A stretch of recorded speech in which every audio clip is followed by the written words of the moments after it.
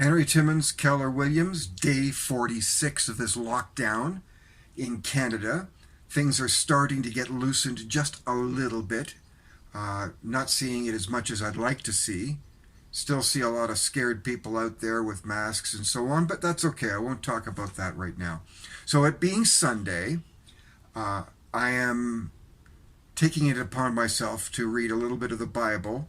I've been doing it daily for a while, and I don't do it because I'm holier than thou or something. I read it because it's a history book, and sometimes they have some pretty good messages. I have been reading more from the New Testament. Now I'm reading the Old Testament, and a lot of the Old Testament is pretty scary stuff. They talk about there's a lot of death and so on and so forth. But I found this one paragraph that I'd like to read to you. What gain have the workers from their toil? I have seen the business that God has given to everyone to be busy with. He has made everything suitable for its time. Moreover, he has put a sense of past and future into their minds, yet they cannot find out what God has done from the beginning to the end. I know that there is nothing better for them than to be happy and enjoy themselves as long as they live. Moreover, it is God's gift that all should eat and drink and take pleasure in all their toil. I know that whatever God does endures forever. Nothing can be added to it, nor anything taken from it. God has done this so that all should stand in awe before him. That which is already has been. That which is to be already is, and God seeks out what has gone by. So you get this, and then I get a blurb here, which everybody knows. This is the blurb from the American Constitution. We hold these truths to be self-evident, that all men, all people, of course, are created equal, that they are endowed by their Creator with certain inalienable rights, that among these are life, liberty, and the pursuit of happiness. So that's what we should all have. And here we have been denied this by our government. We have been denied the right to a pursuit of happiness. We have been told to go home and do nothing. So it's a very, very difficult situation to be in right now. You might garner from my tone of voice that I have mixed feelings on this whole COVID-19 thing. There are various statistics that I feel are being skewed. But anyhow, so I wanted to mention that about the Bible. The last thing I wanted to mention is that, as I always say, the Bible is a history book, and there are a lot of really, really good messages in it. As I've said before, grade 9 history class with Mr. Menzies at Appleby, we were told to bring out the Bible, and we were told to open it up to Romans, and we studied Roman history, and we related our textbook to items that events that happened in the Bible, and they were pretty accurate. They were not too bad. So the Bible's a pretty good thing to follow in many respects. But I went to the Old Testament this time because I wanted to talk about our pursuit of happiness, which is not happening right now. We're not able to pursue our happiness. And this is pretty critical. So what we've got are two major statistics that we keep hearing. We hear about the number of cases that we have, the number of COVID-19 cases that we have in our country, in our province, whatever. And then we have the number of deaths per deaths in whatever jurisdiction you happen to be in. So there are some problems with both of these statistics. The first are the deaths. Now, I don't know about Canada, but I know that in the United States, hospitals are encouraged to mark down deaths. They can find any excuse at all to mark it as COVID-19 related.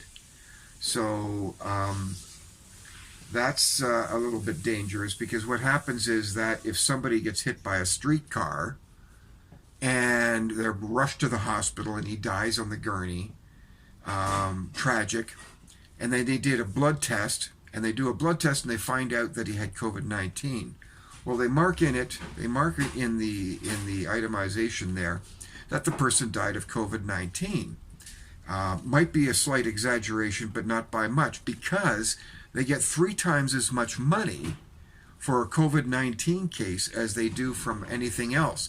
So, and the hospitals are hurting a lot because, going off on a tangent, many people are not going to the hospital because they're afraid of getting COVID-19. People that have health issues that should be attended to are not being attended to because they're afraid of getting this COVID-19. So there are people that are very sick and maybe dying because they're not going to the hospital and getting proper medical care. So therefore, there's the collateral damage, plus there is the inflation in the number of deaths. So there's that. Then on the other side of the coin, how many people have this COVID-19? Well, they've done a very extensive study in California, and they've estimated that it could be as many as 10% of the population have had COVID-19 and are asymptomatic, or have gone through a sniffles and cold situation and didn't draw any attention to themselves, and therefore what we have is a number of COVID-19 cases versus the deaths that are inflated anyhow. But really the true number would be something like 0.02%. So why have we been confined to quarters? Now, I'm not blaming anybody for this. You have a certain amount of information in front of you, and you say, oh, well, maybe we should just lock down and so on. But really, the logic is, why are we sequestering people that are healthy indoors? Indoors, again, here we're going off on a tangent, and we're told to keep surfaces clean and so on. So we're being kept in a sterile environment for now 46 days. So we're setting ourselves up for a resurgence of this because our immune systems have been worn down. So we'll see whether that happens. I hope I'm wrong on that. But there are so many issues that are happening right now, and you see them all the time.